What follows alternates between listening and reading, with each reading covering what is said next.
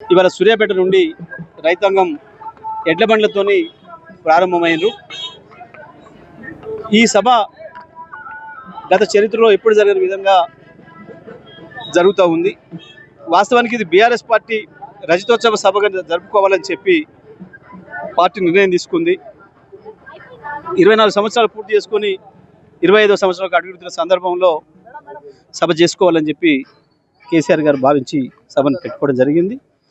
కానీ ఇవాళ రాష్ట్ర ప్రజలు మాత్రం మేము పొరపాట్ల కాంగ్రెస్ పార్టీకి ఓట్లేసి తప్పు చేసినాం, ఇవాళ నీడలున్న వాళ్ళపై మేము ఎండల పడ్డాం, మేము నాశనం అయిపోతున్నాం, అన్ని రంగాలు నాశనం అయిపోతున్నాయి అని చెప్పి ప్రజలు ఈ ప్రభుత్వం పైన కాంగ్రెస్ పార్టీ పైన కోపంతో ఉన్నారు.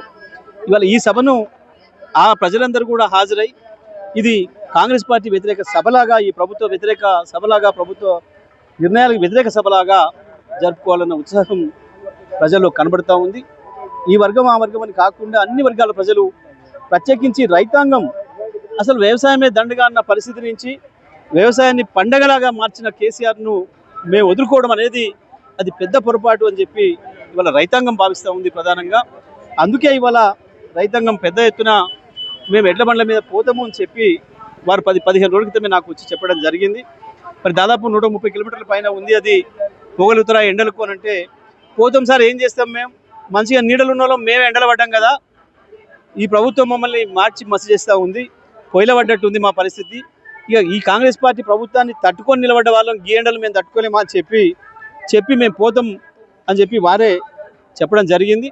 మరి వెళ్ళాలంటే 5-6 రోజుల ముందుకు వెళ్తే తప్ప చేరుకోరు అని చెప్తే వారే వెళ్ళి చూసుకొని వచ్చి మేము 5 రోజుల్లో చేరుకోగలుగుతాం తప్పకుండా అని చెప్పి వారు ఏర్పాట్లు చేసుకొని ఎక్కడ ఆగాలి, మధ్యలో ఎండ సమయంలో ఎక్కడ ఆగి ఉండాలి, రాత్రిపూట ఎక్కడ ఆగాలి అనే దానికి ఒక నిర్ణయం చేసుకొని ఏర్పాటు చేసుకొని మరి పెద్ద ఎత్తున ఎడ్ల బండ్ల మీద కదిలిండ్రు. మరి ఈరోజు ఇక్కడ మా సూర్యాపేట ప్రాంతంలో ఉన్న అమ్మవారు దండుమైసమ్మ తల్లి దగ్గర పూజలు నిర్వహించుకొని అమ్మవారి ఆశీస్సులు తీసుకొని వరంగల్కు బయలుదేరుతాం, భద్రకాళి అమ్మ దగ్గరికి పోతామని చెప్పి వారు ఇక్కడ ఈరోజు ఈ నమ్మికల్లో పూజ నిర్వహించుకొని దండుమైసమ్మ దగ్గర బయలుదేరడం జరిగింది.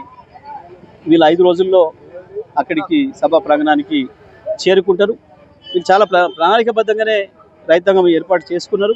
ఎక్కడ కూడా సభ రోజు వచ్చే వాహనాలకు అడ్డు కాకుండా ఉండాలని చెప్పి మరి ఆ రోజు 27వ తారీఖు నాడు ఉదయం 10 గంటల లోపుల్ని అక్కడికి ఆ గ్రౌండ్కు చేరుకోవడానికి కావాల్సిన పద్ధతుల్లో ఏర్పాటు చేసుకోవడం జరిగింది.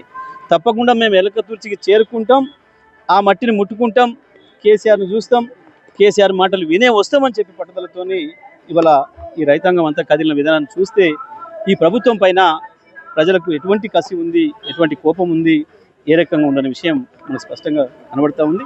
మరి ఈ సందర్భంగా నేను ఎడ్ల బండ్లతోని ఇంత ధైర్యంతో సాహసంతో కదిలిన రైతాంగానికి అందరికీ కూడా నేను ప్రత్యేకంగా అభినందనలు తెలియజేస్తూ ఉన్నా. ఈ యాత్ర విజయవంతం కావాలని చెప్పి కూడా నేను కోరుకుంటాను.